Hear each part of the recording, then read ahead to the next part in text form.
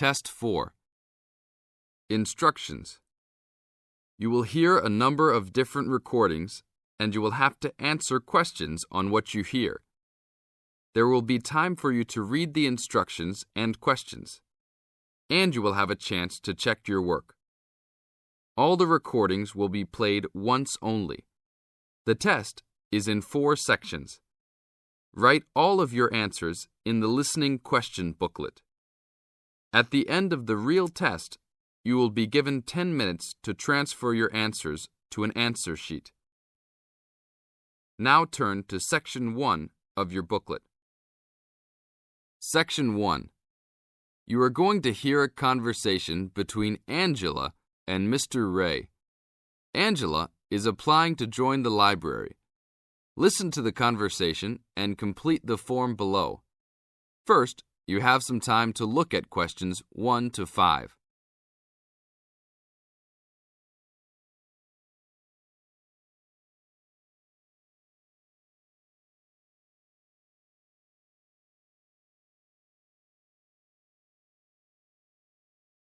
You will see there is an example which has been done for you. On this occasion only, the conversation relating to this will be played first. Hello, how can I join the library? Well, you need to make an application. Would you like to do it now? Yes, if I can. One moment and I'll get the form. Now, I just need to ask you a few questions before you sign at the bottom. Okay. Your full name, please. Angela Mary Price. Price? Yes, that's right. Angela's surname is Price, so in the example, Price has been written down after surname. Now we shall begin. You should answer the questions as you listen, because you will never hear the recording a second time. Hello, how can I join the library? Well, you need to make an application. Would you like to do it now? Yes, if I can. One moment and I'll get the form. Now, I just need to ask you a few questions before you sign at the bottom. Okay. Your full name, please. Angela Mary Price. Price? Yes, that's right. Okay. And your address? Apartment 3, 86 Bridge Street, Pimlico. Bridge Street. That's just near here, isn't it? Yes, not very far. Good. So the postcode must be 2065, right? Yes, that's right.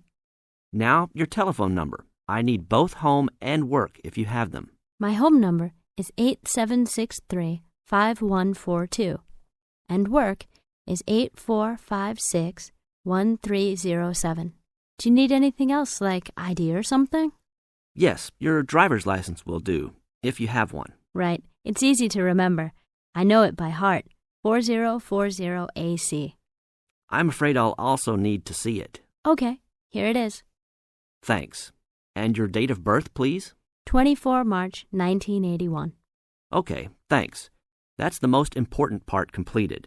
But if you don't mind, I'd also like to ask you a few questions for a survey we're conducting. Yes, that's okay. Now you have some time to read questions 6 to 10.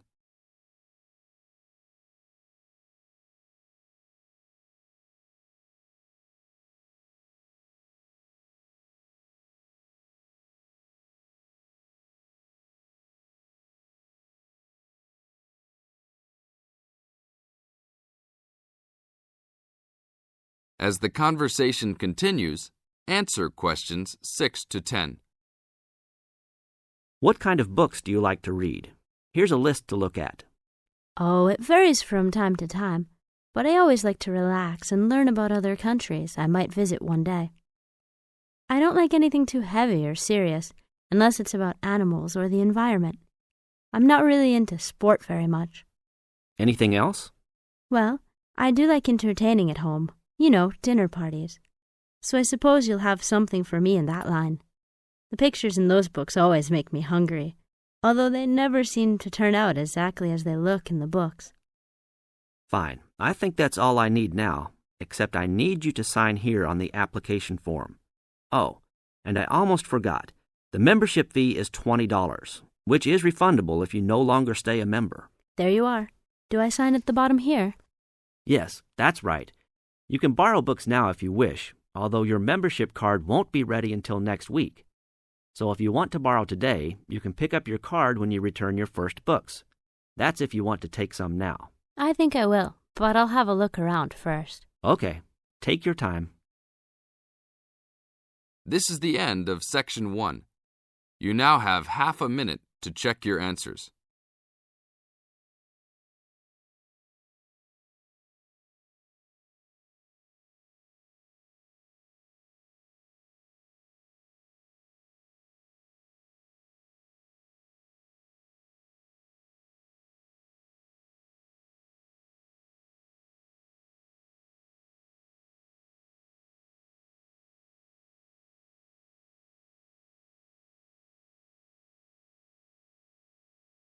Now turn to Section 2. Section 2. You are going to hear a lecture about dining services. First, you have some time to look at questions 11 to 14.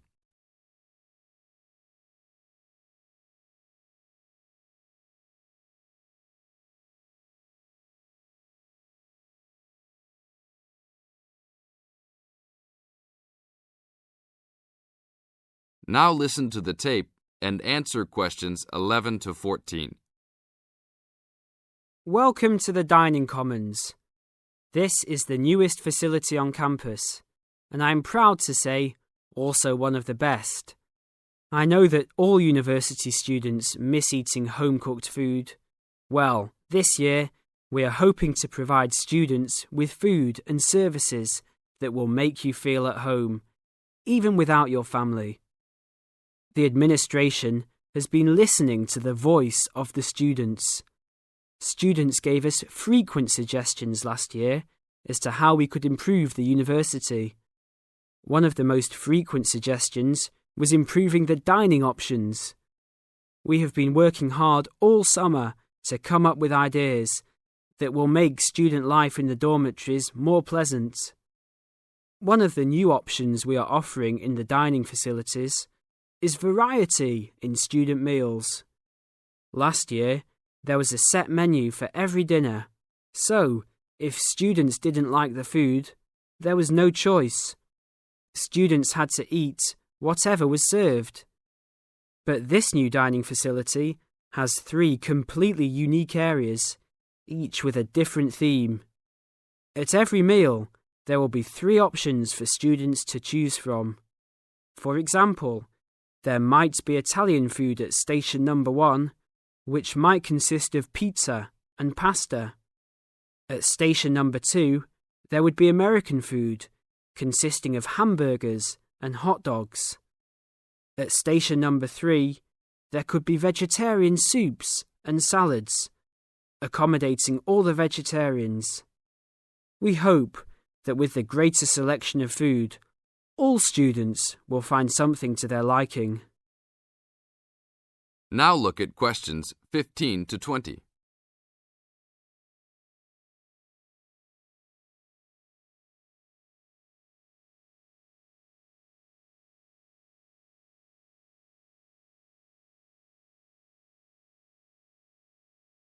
Now listen to the tape and answer questions 15 to 20.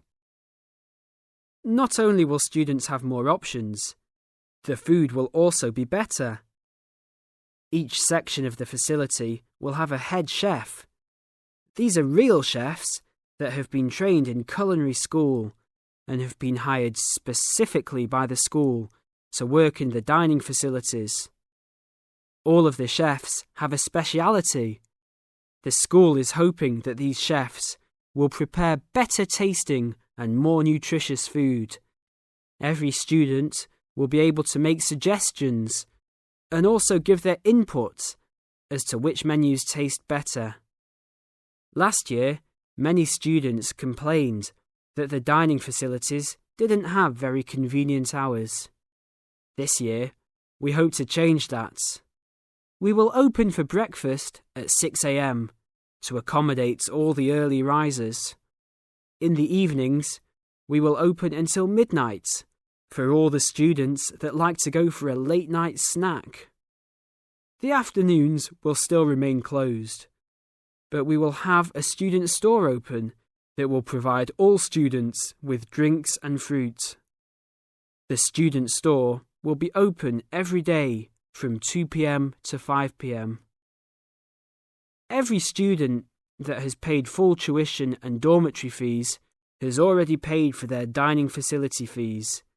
Students can eat at any time and in any amount for free.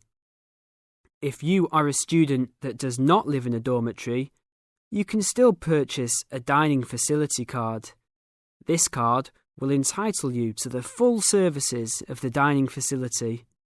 This card is available only for students and is not open to the general public.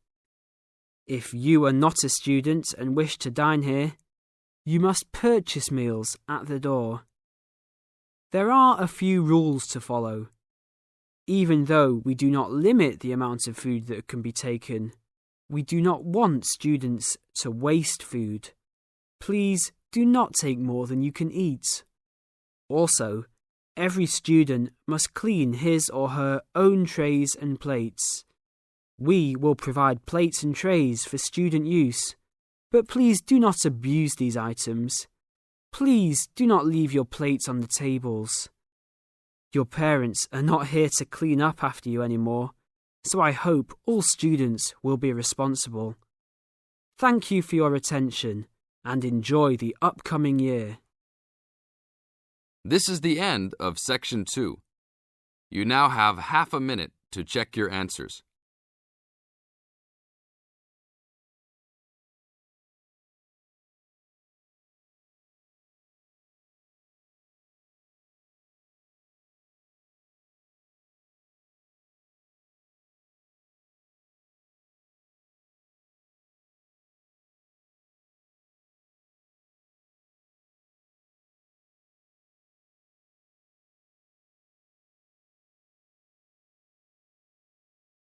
Now turn to Section 3. Section 3. In this section, you are going to hear a conversation between Anne and Marcia. In the first part of this conversation, they are talking about the commands of training dogs. First, look at questions 21 to 25. Note the examples which have been done for you.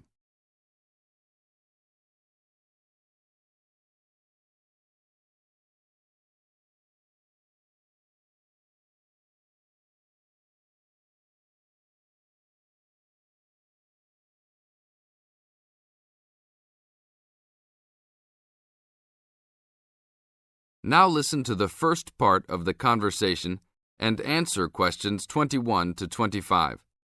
Complete the table showing different commands for different forms of dog training. So that research paper we have to do next, the one about how are different styles of training dogs, how do you think you'll approach writing it? You know, I've been thinking about it. I feel that the best way to write it is to divide the paper into two main parts. In the first part, we'd be analysing some examples of each style of training dogs. Right, what the styles are. After that we can talk about how each style can be used so that the dogs learn something different from each one. Indeed.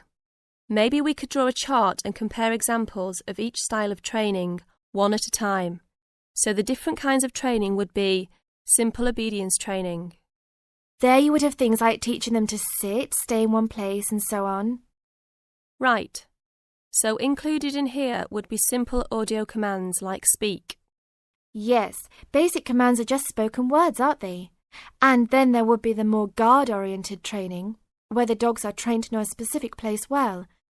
Patrolling and barking are probably the best examples, because most people have seen them in many places, especially in homes. And this would lead us to the attack dog training, which is physical as well as spoken, training the dog to knock someone down, and even biting if they have to. Right, so there's another category as well, sniffing dogs, which make up the searching category. I've read that in the UK, every major airport and government building has these dogs to search for all kinds of dangerous items. In the second part of the conversation, Anne and Marcia talk about all kinds of training and what kind of dogs they are suitable to. Look at questions 26 to 30.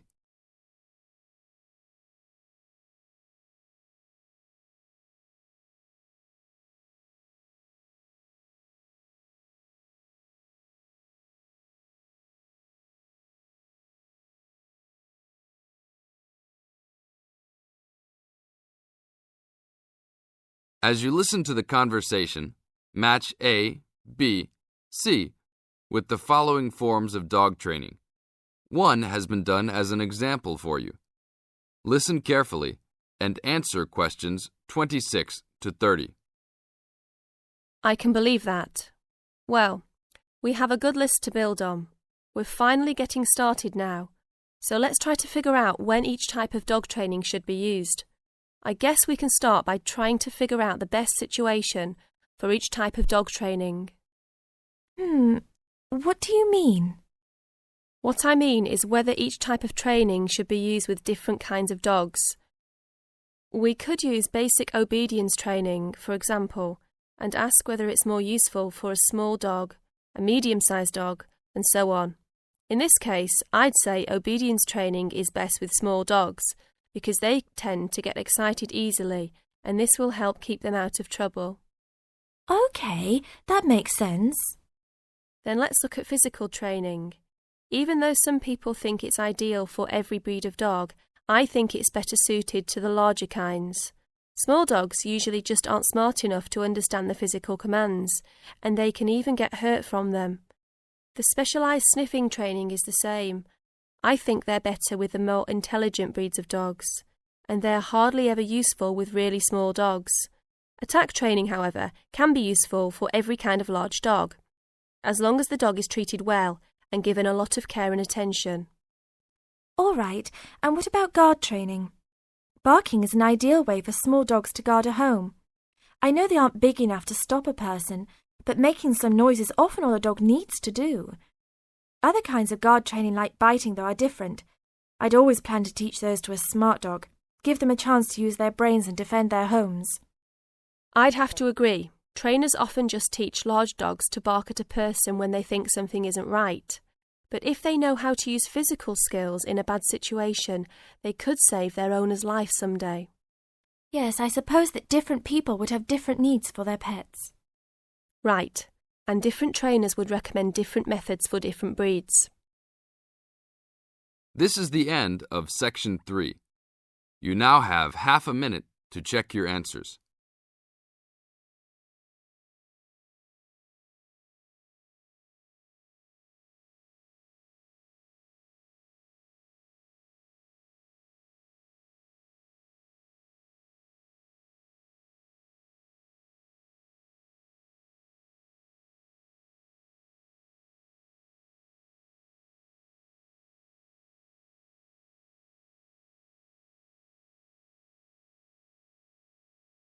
Now turn to Section 4. Section 4. You are going to hear a lecture about dorm rooms. First, you have some time to look at questions 31 to 40.